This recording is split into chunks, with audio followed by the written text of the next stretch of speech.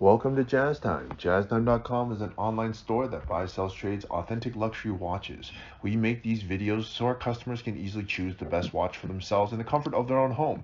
If you like this watch and would like to purchase it anywhere for the lowest place anywhere online, click on the link in the description below to buy it at JazzTime.com. Today I'm going to be reviewing the Tudor Black Bay 58 Bronze, reference M79012M-0001 with a brown dial.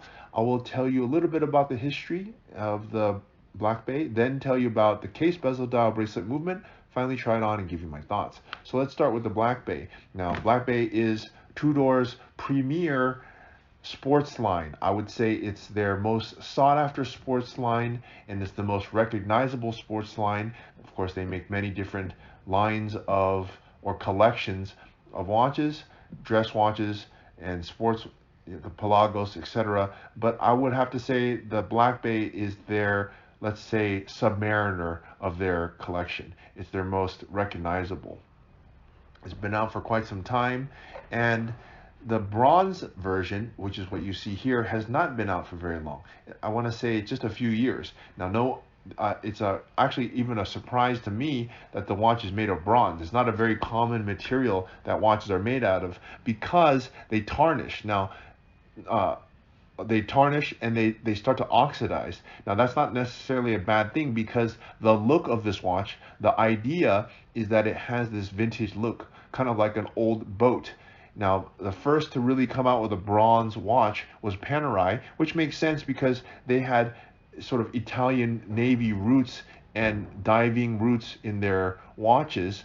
And so to have a watch that was made of bronze that evoked a vintage feel to it made sense. Now, Tudor also saw that, hey, there's an opportunity. We can also make our sportiest watch have this vintage look by doing it in bronze. And here's the result. In some ways, it almost looks like gold, but instead, it's a slightly different tone to it. And also, as I said, it tarnishes, which is not a bad thing. It makes this watch look like, not everybody wants to wear a shiny new gold watch. Sometimes you want to have it look a little vintage, and this bronze really does that. And at a price point, by the way, the retail price is under 5,000, and we're selling it for even less than that at jazztime.com. So you really get a bargain. You get a top manufacturer. It's not the top.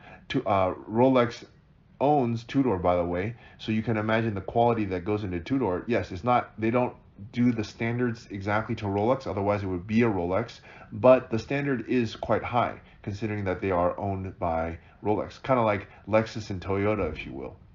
Okay, all right, that's a little bit about the history and where this watch stands in the lineup. Okay, they have and they only make one bronze watch, by the way. That's it, what you're looking at. They make it in other variations. They do it with a black dial on leather strap with a black bezel, and they also do it on a NATO strap. I guess the strap you can change it, so it doesn't really matter. But the point is, they also do it on a gray dial. When they do it on a bracelet, the metal bracelet that you see here, then it's with this chocolate dial. Okay, all right. Anyways, let's start talking about the watch itself, starting with the case. Now, here's a really interesting part. Why did Tudor decide to go with 39 millimeters? Now, for example, the Submariner and many other sports watches start at 40 millimeters. Interestingly, Tudor decided to go with 39 millimeters. And I have to say, it's actually a pretty nice idea because, one of the trends nowadays, you think I'm going to say that the watches are getting larger. I'm actually going to say the watches are getting smaller because for a time, let's say around 2010, people just wanted massive watches. But as of, let's say, 2020, 10 years later, the trend has been going back to smaller watches. And what do I mean by that? Well, I mean that they're not going like gigantically small, like 35, 36 millimeters. That would be puny. But what they're doing is they're making the head just a little bit smaller such that you are able to see the bracelet when you look at it straight on. So you get sort of this 80-20 view, 80% of the head and 20% of the bracelet. You'll see when I try it on, even though I'm 200 pounds, I have a 7.5-inch wrist, you'll see that it fits me just fine. In fact, I would even say I probably even prefer this 39 millimeters in some situations, this being one of them. Okay, and the watch itself, being bronze and having this gold tone to it, is very bright. So having it a little bit smaller is not a bad thing. Okay, anyways, the case itself is 39 millimeters, and as I told you, Tudor really does a great job when it comes to quality, and I want to show you that quality. Look at the side of the case. For a watch at this price point, it actually has a beveled edge, which some Rolexes don't even have. It has a beveled edge, which is high polish, and you can see that there was great care done to ensure that the polish of the case is done to the high standard of any other really expensive watch. It is an expensive watch, right? Not to say it's not. It already is an expensive watch, but at 5,000, it's not the most expensive, you know. So, but they still do a great job, an amazing job actually, on the casework. Really nice lugs that slope down and are thin and have a beveled edge to it. Okay. All right, that is the case. Now let's move on to the bezel here. All right. I should I also point this out. The case being 39 millimeters diameter wise, the lugs at 20 millimeters, so it's still the same lug width as a Submariner or any other watch that's 40 millimeters. They didn't change it to 19. I think that would have made it look a little bit small. The fact that they kept the lug width, which is the width that the bracelet connects to the lugs of the watch, at 20 millimeters, it shrinks down the head of the watch, but it doesn't shrink down the rest of the watch, which was a wise decision. Had they shrunk down the bracelet to 19 millimeters, I think that would have made this thing look a little small. But they didn't do that. Wisely so. And the thickness, by the way, they kept the thickness very nice. It's actually 11.9 millimeters, but I'm going to call it 12, which is a standard thickness. So leave it up to Tudor or Rolex to come up with very proportional watches. Okay, and this is one of them. And for the price point, really, it's unbeatable. Okay, that's the case. Now let's talk about the bezel. Now the bezel is unidirectional. That means it turns one way because presumably this is still can be used as a dive watch, and you don't want to have a bidirectional one. So they do it unidirectional. Now, since this is the cheaper version of Rolex, it's not having a ceramic bezel, which would increase the cost. The ceramic bezel alone is like $1,000-$2,000. So they do this in an anodized aluminum insert in brown bronze. Basically, it's an aluminum insert. This part right here is made of aluminum, which keeps the cost down, and still looks really cool. Ceramic, on the other hand, usually is a high polish, so it's very glossy and looks shiny, which not everybody likes. That's been actually a complaint on some of the watches. They can do a matte finish on it, but I have never seen a matte finish in any other color other than black. So ceramic inserts in this situation probably would not even be a good idea, because this watch has a vintage feel. You don't really want a shiny. Vintage things are not usually shiny. They have a matte finish that you see here, and aluminum is a perfect material to do that, and also to keep the cost down, so that this watch doesn't balloon out of control and be like, $20,000. Okay, so if it was a Rolex, it probably would be. Actually, if it was a Rolex, if it had the name Rolex on it, it would probably be like $30,000 actually. If Rolex ever comes out with a bronze watch, I guarantee you it'll be trading over $30,000. It will go absolutely bonkers. But they won't do that. So, all right, anyways, the crystal. Now let's talk about the crystal. Normally the crystal is flat. In this situation, they kind of kept it with this vintage look by keeping a domed sapphire crystal. Now, normally when you have a domed crystal, it's flat. But again, leave it up to Tudor to really come out with interesting stuff. They keep this crystal domed. And why would they do that? Well, the old plastic crystals were domed, but plastic crystals have a problem with it in that they scratch and they look terrible after some time. So Tudor figured out how to maintain that vintage look by having a domed crystal. Dome means has a curvature to it as opposed to being completely flat. And then to ensure that it would meet the standards of today, they produce a sapphire crystal as opposed to a plastic crystal, which is harder, by the way. Okay. All right. Now let's move on to the bracelet here. Now the bracelet, interestingly, again, Tudor wanted to keep this vintage look. So look at the side of the bracelet. It has these rivets. Now you might be wondering, what is the purpose of it? Well, now it's just looks. But before, that's how they would connect and keep the bracelet in one piece, by having these rivets. Old school GMTs like from 1960 used to use that. They no longer do that because they figured out a better way to do it.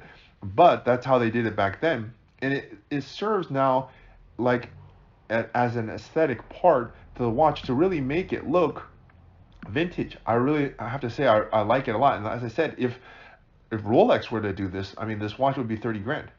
Okay. And it has a very nice buckle, and it's also made of bronze. I mean, what's there not to like?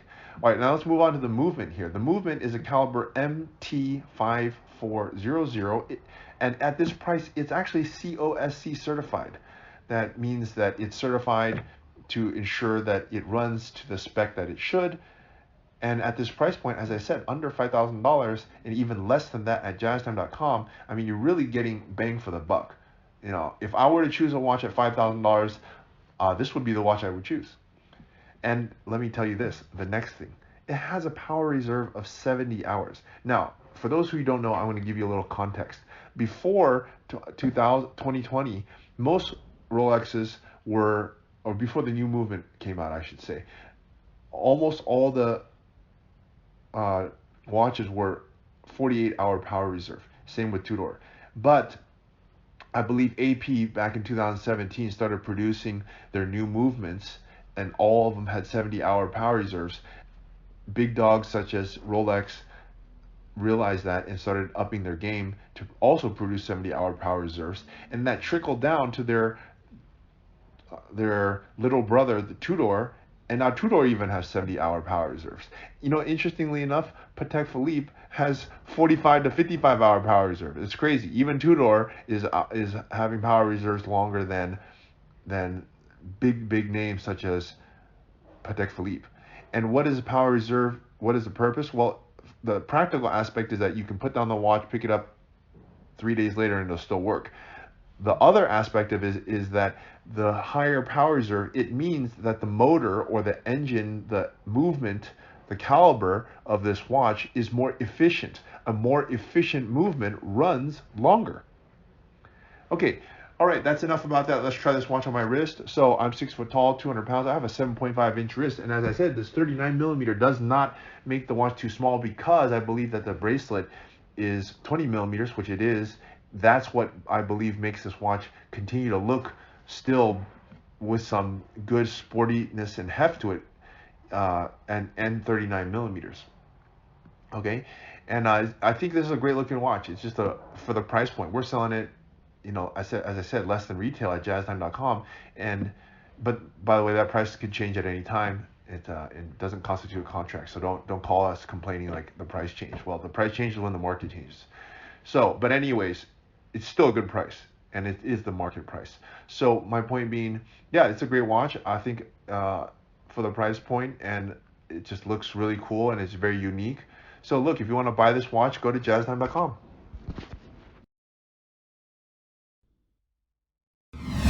If you want to find out more about the watch you just saw in the video, you can just click below on Show More to see the full description. Then you can check the link next to model as seen in video, click on it, and you will get to the proper page where you can see all the details. If you're watching on a mobile phone, you have to click on the arrow down on the right hand side below the video to see the full description. If you like this video, please give us a thumbs up. If you would like to share this video with your friends, you can use the share button below and share it on any platform you like. If you have questions, constructive feedback, want to tell us about some mistakes or misspeaks, just write a comment below.